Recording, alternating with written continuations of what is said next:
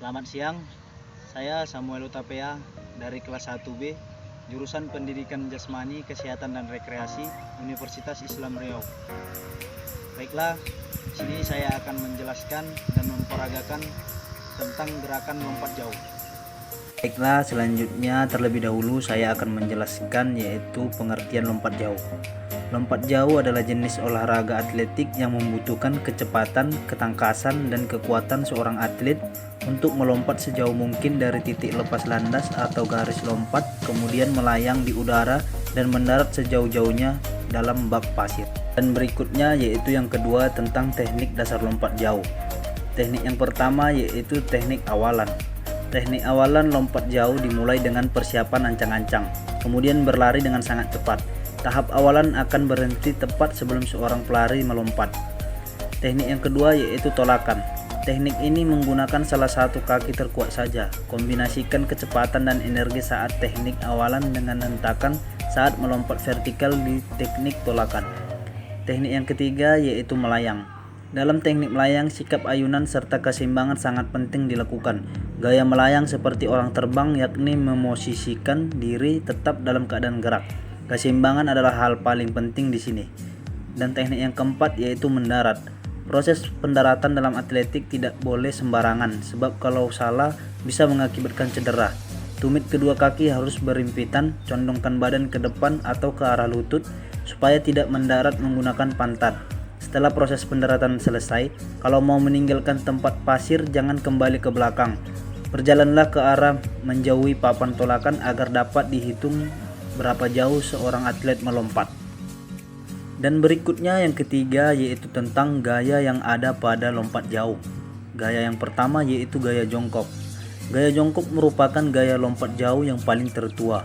Gaya jongkok sendiri diartikan sebagai gaya melompat dengan mengandalkan kekuatan salah satu kaki untuk melompat sejauh mungkin dengan pendaratan di bagian tumit secara tepat. Biasanya gaya jongkok ini sering digunakan untuk awalan gaya lompat jauh yang memerlukan gerakan cepat.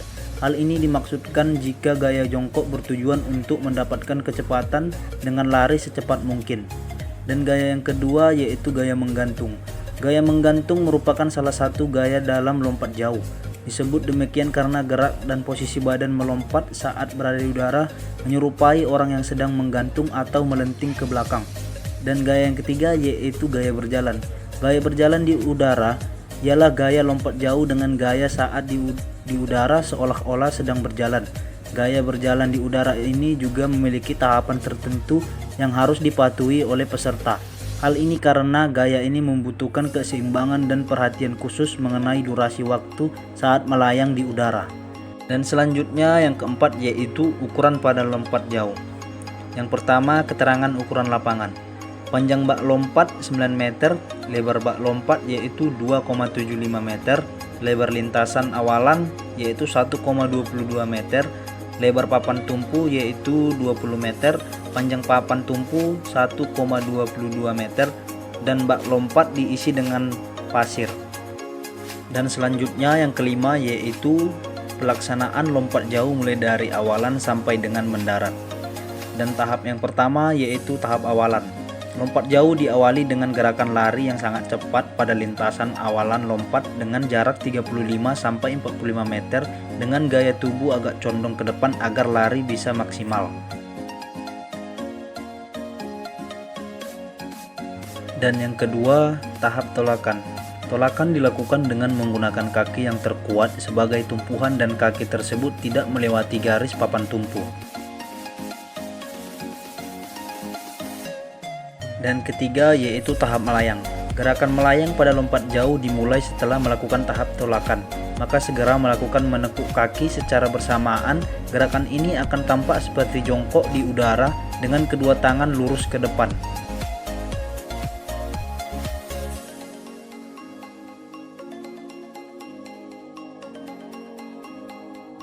Dan yang keempat yaitu tahap mendarat. Gerakan mendarat dilakukan dengan meluruskan kedua kaki ke depan, tetapi tetap mempertahankan kecondongan badan. Mendarat dengan menggunakan dua kaki bersama dimulai dengan ujung kaki dan dilanjutkan dengan gerakan mengeper agar tidak terjadi cedera pada otot atau persendian kaki.